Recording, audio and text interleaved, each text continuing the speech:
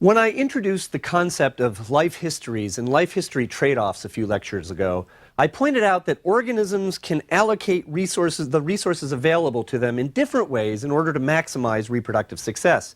Now, in that discussion, I illustrated the idea of life history trade-offs by comparing life histories among different species. But different individuals in a population of the same species also might allocate resources in different ways to maximize their individual reproductive success. For example, in a species of lizard called the side-blotched lizard that's been studied for many years by Barry Sonervo, individual females in the population may vary greatly in the number of eggs they lay in a single reproductive event, what we would refer to as in a single clutch. Some females may lay as few as just 2 eggs in a clutch, whereas other females might lay as many as 9 eggs in a clutch. Now, there's a life history trade-off operating here as well. Females that lay fewer eggs lay larger eggs, while females that lay more eggs in a clutch will lay smaller eggs. The reason for this trade-off is that an individual female only has a certain amount of resource that it can put into any single reproductive event. But an individual female can allocate that resource in different ways, producing a lot of small eggs or a few large eggs. Now, you might think that a female should always make more eggs, right? Then she'll have more offspring. But it turns out that small eggs will hatch into small offspring. And those small offspring, because they're small, will be less likely to survive. So the trade-off here really is a trade-off between producing a few high-quality offspring or many low-quality offspring. Now, the reason I've brought up this additional example of a life history trade-off is because it illustrates that individuals in a population can change aspects of their behavior in a flexible way in order to maximize their individual reproductive success by allocating the resources available to them. We've talked about animal behavior already at the very end of the middle third of our course, which centered on the theme of development and homeostasis. And I argued at that time that an animal's behavior can be viewed as a kind of homeostatic adaptation, allowing an individual to maintain what's essentially a favorable environment, a favorable external environment. In today's lecture, we're going to go back to the topic of animal behavior, but from the perspective of resources and population ecology. Now, as animals interact with other individuals in their population, they sometimes appear to make relatively sophisticated choices. I put that in quotes. But choices in their behavior, such as choices about which other individuals they interact with, or how they interact with those individuals. These flexible behavioral responses help individuals in a population maximize their own reproductive success in general by helping them maximize their ability to acquire and allocate resources. And I should add here that in the context of a population of organisms, the resources that are relevant to this to an individual include not only things like the food it may eat or the space it may use, such as we've already considered in this third section of the course, but it also may include other individuals in that population which serve as resources themselves. For example, individuals that might serve as mates, which is a kind of resource an individual needs. The field of biology that integrates the study of the behavior of organisms with the ecological and evolutionary consequences of those behaviors on the population level is what we call behavioral ecology. And that's what we're going to be discussing in this lecture and in the next. Well, how an individual in a population behaves obviously can have a major influence on the survival and reproduction of that individual relative to other individuals in the population. Behavioral biologists or behavioral ecologists, I should say, who are interested in ecological and evolutionary significance of different behavioral strategies, different ways that an individual might behave, analyze the effects of different behaviors on the survival and reproductive success of an individual in terms of what we would refer to as the costs and benefits of those behaviors. This idea really is just an extension of the point we've been making all along, that energy and resources generally are limiting, and that these limitations affect living systems at all levels of organization. An individual only has a limited amount of resource it can devote to different kinds of the behaviors it can perform, and spending these resources represents a cost. A particular behavior might be costly for an individual to perform, but there also may be some benefit associated with performing that behavior. So whether or not an individual will perform a behavior in one way or another will depend, in general, we would expect, on the relative benefits and costs of that behavior. If the benefits are greater than the costs, then that behavior would be favorable, and we would expect the organism to do that. Now, the costs associated with behavior can be much more complex, or in some cases more subtle, than simply expending the energy that, or other materials that the animal needs to use to perform that behavior. Let me explain what I mean by that by defining costs a little bit more specifically. Behavioral ecologists typically separate the costs of behaviors into three broad categories. We refer to energetic costs, which have to do with the amount of energy, or perhaps other resources, that are expended in performing the behavior. Now, these costs are paid in terms that we've been talking about all along in this third of the course. They're paid in terms of energy and resources. We call them energetic costs in general. There's also a category of costs that we refer to as risk costs. Now, risk costs have to do with the increased chance that an individual involved in some behavior is injured or killed as a result of performing that behavior. Now, this cost is obviously paid in a different currency than what we've seen so far. Essentially, this cost is paid in terms of changing the effective mortality rate of an individual. Finally, the last category of costs we would refer to are what we call opportunity costs. Opportunity costs refer to the loss of opportunities that would accrue to accrue benefits from performing other behaviors because a certain behavior is performed instead. An animal can't do two things at once. It can do either this thing or that thing. If it chooses to do one thing, then it may suffer an opportunity cost because it's unable to do something else. Now, this is all pretty general. Let me illustrate these different kinds of costs with an example. And the example I want to use is the example of territorial behavior, say in a population of song sparrows. We'll use song sparrows because we talked about them last lecture, you remember, in the context of an island population that fluctuated in its population size. Actually, song sparrows are very common birds occurring throughout North America. They live in hedgerows around fields. They're very a common bird that you would find in a suburban garden, for example. As is the case for many species of birds, and in fact for many kinds of animals in general, male song sparrows defend territories from which they exclude other males.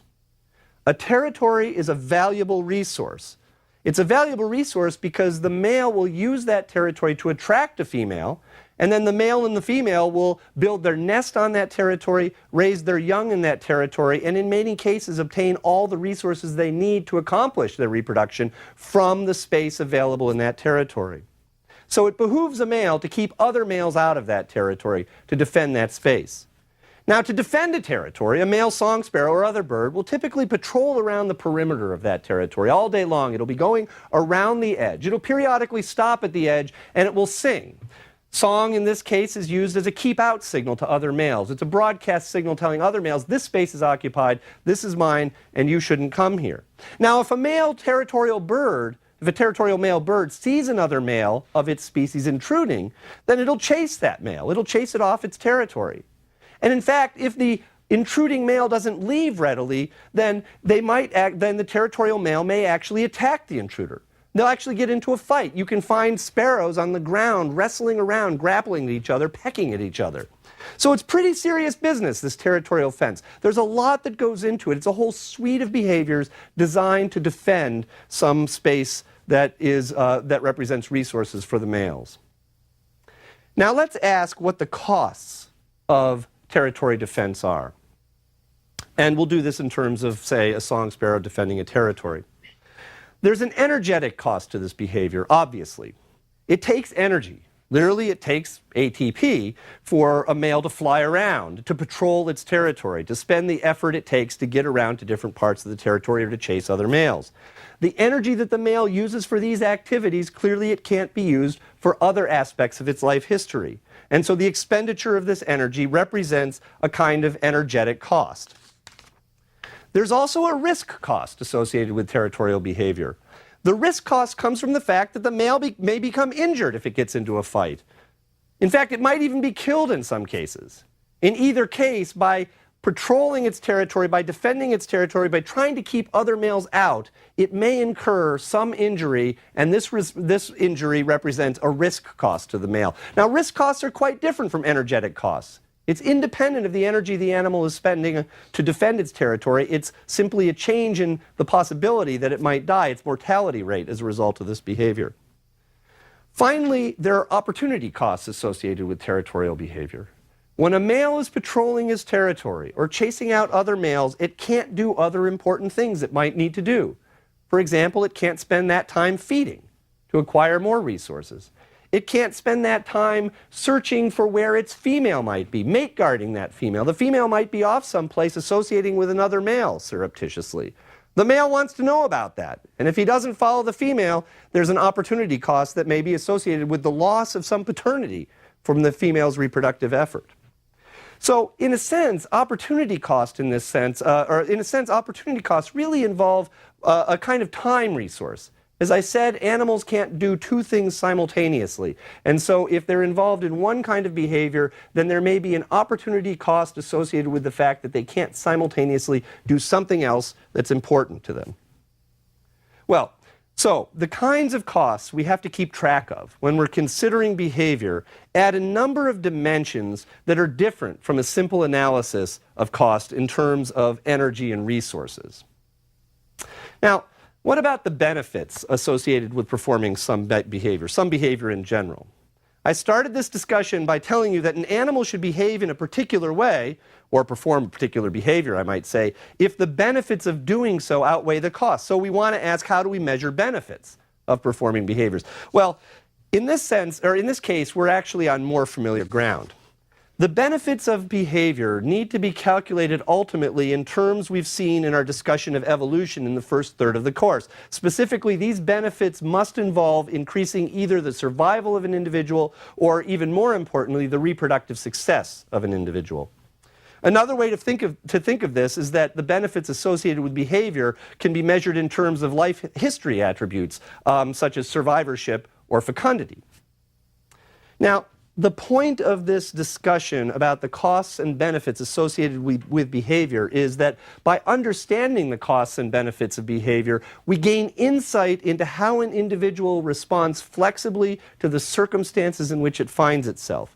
In other words, as the costs or benefits associated with some behavior change, as they shift because of some change in the environment, then what we might expect to see are different behavioral strategies corresponding to these different circumstances that the organism, that the individual finds itself in. This is analogous in a sense to the way a female side-blotched lizard might actually produce fewer large eggs or a greater number of small eggs. There may be some circumstances in which it's better to have just a few really good young that will be very likely to survive. There may be other ecological circumstances where it's better to produce more young, even if those young are less likely to survive. So too, there may be circumstances an animal finds itself in where performing one behavior is more advantageous than performing a different behavior because of changes in the circumstances it finds itself, changes that have to do ultimately with the resources available to it. Now, I should point out here that even if we understand in general terms what the costs and benefits of behavior are, measuring these costs of behavior and benefits of behavior really in the real world is very difficult, potentially. You can imagine, for example, in theory, that we might want to measure the energetic costs of our male song sparrow patrolling its territory. How much does that cost? We'd like to get a number for that. Well, we can measure how much energy an organism is actually expending, for example, by measuring the amount of oxygen it consumes or the amount of CO2 it produces. Remember, those are input and output substances from cellular respiration, and so they correspond to the amount of ATP that's being generated. But how are we going to do that with a bird defending its territory in the field? How are we going to measure these things in a wild animal out in nature? Well, these kinds of difficulties are what behavioral ecologists overcome in very clever ways to measure things that are associated with or correlated more directly with specific costs and benefits. And in this way, ways that behavioral ecologists can get indirect measures or related measures of costs and benefits. I want to give you a couple of examples that illustrate that point. The first example concerns territorial behavior as well. And in this case, we're going to look at the territorial behavior. We're going to consider the territorial behavior of a species of Hawaiian bird called a honey creeper. Actually, the Hawaiian name for this bird is the iiwi. But we're just going to call it the honey creeper because my Hawaiian is a little rusty. Now, honey creepers are like hummingbirds in general. They're specialized for feeding on the nectar that's produced by flowers. This nectar is a primary source of energy for them. And furthermore, they defend territories that include the flowers from which they obtain this nectar. Now, our discussion of costs and benefits would suggest that an individual should only exhibit territorial behavior if the benefits of having a territory outweigh the costs of defending that territory. In the case of a nectarivorous bird like a honey creeper or a hummingbird, the benefit to holding a territory can be measured relatively specifically in the amount of nectar it can obtain from the flowers on that territory. In other words, we can simplify our problem by saying we're pretty sure that that's the benefit of having this territory. And we can measure that benefit by actually counting the number of flowers or maybe even directly measuring the amount of nectar produced in different flowers. Now, in this case, what we predict is that individuals would only defend a territory if it holds a sufficient number of flowers to provide the food it needs to at least offset the costs of territorial defense. Now, we may not know exactly what the cost of territorial defense is, but we can make a more general prediction, and that is that there should be two thresholds. There should be a density of flowers that's so low that a territory would have too sparse a distribution of flowers for any honey creeper to be able to obtain enough nectar to make it worth its while to defend that territory. On the other hand, we would also expect that there might be an upper threshold where the density of flowers in an area is so high that an individual doesn't have to bother to defend a territory. It only needs to bother to defend a territory if it needs exclusive access to those resources so it gets enough. So if there's not enough resource to possibly make it worthwhile to defend a territory, or if there's so much resource that there's no point in defending a territory, in those two cases we wouldn't expect these honey creepers to be territorial. Only at some intermediate value of the numbers of flowers per the unit area that the animal can defend would we expect to see territorial defense. And in fact, this is exactly the pattern that's observed. If you look at individuals living in different areas that have different density of flowers, you find that individuals only defend territories at some intermediate range of flower densities. As flower density goes down below some threshold, territorial behavior ceases. As it goes up above some threshold, again, territorial behavior ceases. So this kind of evidence suggests that there really is a relationship between the benefits of performing a behavior, in this case territoriality, and the costs associated with that. And that the animal is essentially, not consciously, but effectively making some decision as to whether to be territorial or not, depending on this benefit to cost ratio. Now, let's look at a second example, which is a little bit more complicated, or I should say a little bit less direct, an example of how behavioral ecologists might infer the relationship between costs and benefits associated with some behavior. In this case, we're going to look at the nesting behavior of a species of bird, of warbler that is called the prothonotary warbler. Now, let me give you a little background about bird nesting in general before we talk about this example. Normally, you would expect the eggs that you find in a bird's nest to be laid by the female that actually built that nest, right? But it turns out that in some cases, there are some species that we call brood parasites, where the females don't actually build their own nest. What they do is they find the nests of other species and they lay their eggs in those nests. That's why they're called brood parasites. They parasitize the broods of other species. Now, in North America, a very common brood parasite is the brown-headed cowbird. And the brown-headed cowbird will lay its eggs in the nests of very many different kinds of species, including the prothonotary warbler. Now, there are two more facts you need to know. First, for many species of parasitized birds like this warbler, the bird that's parasitized is unable to remove the egg of the parasite from its nest. It may be able to recognize that egg, but it can't do anything about it. I mean, its beak isn't large enough to get around that egg and to toss it out. So if an individual female is parasitized, it essentially has to make a decision. What should it do? Should it keep incubating the eggs in this nest that it's built, even though at least one of those eggs is from a completely different species? Or should it abandon that nest altogether and just start over? Now, why would it need to make this decision? Well, obviously, because there's a cost associated with being parasitized. The cowbird egg in that nest will be an individual that takes resources from that female. She isn't going to be able to prevent that individual from getting resources, the food she brings to the nest. And in fact, cowbirds in general grow much faster than the species they parasitize. So the cowbird nestling will become much bigger, and in fact will take more than a lion's share of the resources brought to the nest. So there's a cost in terms of the growth rate and even the mortality of the individuals who are actually born in that nest, the young that belong there. Of course, there's also a cost with going off and building a new nest. It takes time and effort and energy in order to go and start a new nest over.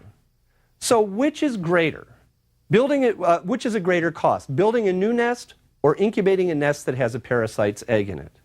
Well, the answer to this question is it depends. It depends on the resources available to the female. And specifically, it depends on a particular resource, which is the availability of other suitable nest sites. You see, the prothonotary warbler has to build its nests inside cavities, natural cavities found in trees. The prothonotary warbler can't build its own cavity. It has to find some hole that's already there, a hole that was built by some other species that might have drilled a hole in that tree.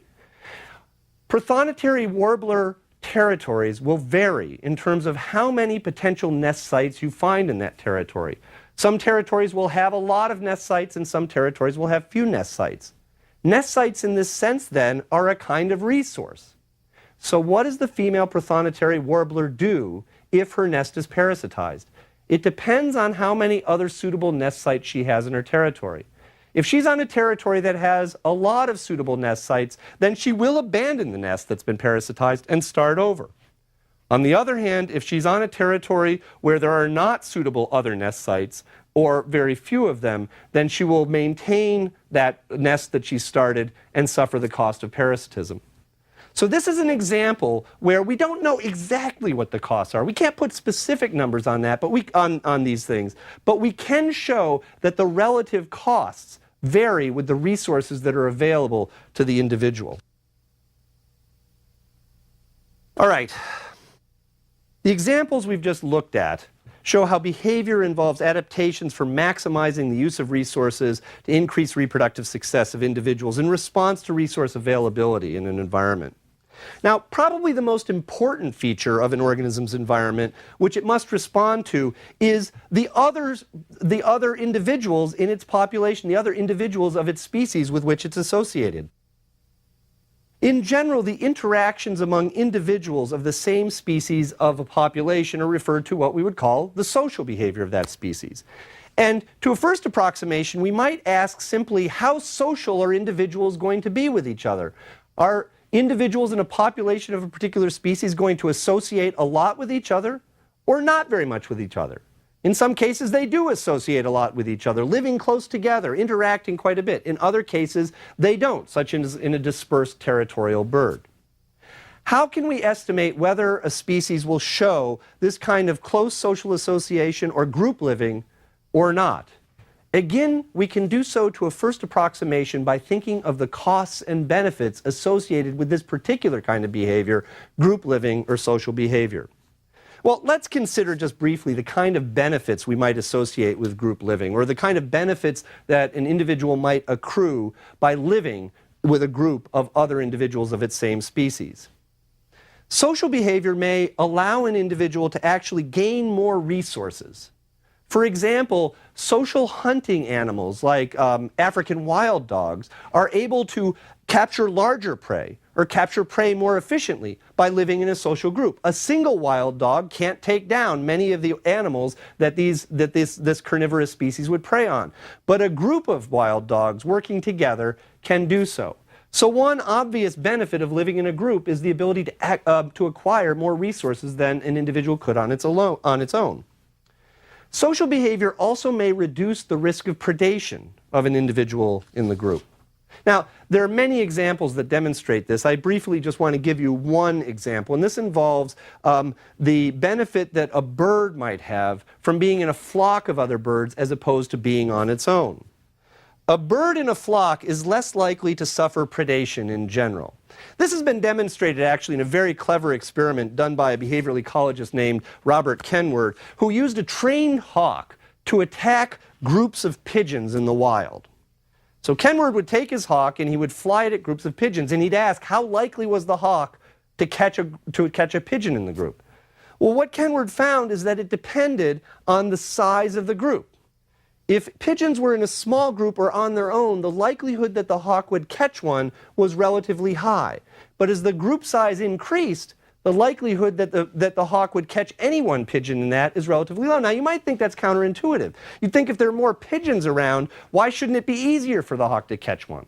Well, the reason is that individuals living in a group benefit from being in that group in a way that makes them hard to catch by predators in a number of ways. For example, it's hard for a hawk to fly through a flock of pigeons. It might actually hurt itself by bumping into some pigeon when it's going after another pigeon. It's harder for a predator to follow one individual in a group because there are too many other individuals around to distract it. Or furthermore, it's possible that the individuals in the group are able to detect the predator sooner than if they're not in a group. Why? Because there's simply more eyes and ears on the lookout for predators. It turns out this is probably what was the case in Kenward's data for the relationship between group size and the success of hawk attacks. What Kenward was also able to show is that the distance at which the individuals in a flock of pigeons detected the predator increased, became a larger distance as the size of the group increased. There were more eyes looking for hawks, and they would see a hawk at a greater distance. And of course, because the group detected the predator at a greater distance, it had more time to take evasive action, to go on the ground, to get into cover, and make it impossible for that predator to take any one of those individuals. Well, there are obviously also costs associated with group living, and I won't give you any specific examples here, but I'll just mention some of the obvious costs that an individual might incur by living in a group. One almost universal cost of living in a group is that an individual in a group has a higher likelihood of being exposed to disease or to parasites. Now, why should this be? Well, it's simply because there's more contact between individuals of the same species. And so disease organisms or parasites that are specialized for infecting a particular species or feeding on a particular species will just run into the right stuff sooner. They'll bump into each other. So there's a cost in terms of exposure to disease and parasites. There are other potential costs of group living as well. For example, although a group might detect predators more quickly, as we saw with the example of the hawk attacking pigeon flocks, it's also true that a group is more conspicuous. A predator might detect a group more easily because the group is bigger. It just makes more noise. It's more obvious. There also may be increased competition for resources in a group. We saw this before when we talked about dispersal patterns, spacing patterns in populations. If individuals are clumped in a population, they essentially come into competition with each other more quickly or more greatly for any particular resource they might be interested in utilizing. There are actually some other interesting consequences of living in a group that have negative impacts on the individuals in that group. One interesting one is that by living in a group, an individual increases the likelihood that its mate will copulate with some other individual. In other words, we often find in social living animals that there are many what we would call extra-pair copulations or extra-pair fertilizations. So the social mate of a particular individual may actually be on the side mating with some other individual. This happens more in larger groups than in species that are dispersed and living more solitarily. Well, we've seen in this lecture how animals can behave differently under different circumstances depending on the costs and benefits associated with particular behaviors. Specifically, animals appear to change their behavior in a way that maximizes the difference between benefits accrued and costs incurred. Even the occurrence of something that might be very complex, such as social behavior, appears to be something we can think about in terms of costs and benefits. Ultimately, these costs and benefits have to do with the resources available in a population. In these cases, costs and benefits can be thought of in some cases, I should say, costs and benefits can be thought of in terms of the kinds of energy and resources we've been talking about throughout this third of the course. In other cases, however, the costs and benefits of behavior are measured in more complex terms, such as the probability of being able to find a nest site, as that was the case of our prothonotary warbler example. Ultimately, the benefit of any behavior has to boil down to some measure of reproductive success. And this particular point, that behavior benefits individuals by increasing their reproductive success, leads to a particularly interesting twist, which has to do with the fact that in a population, individuals are related to each other to different degrees. And the fact that they are related to each other in different degrees matters when it comes to how individuals interact with each other. And that's the point we'll begin with in the next lecture.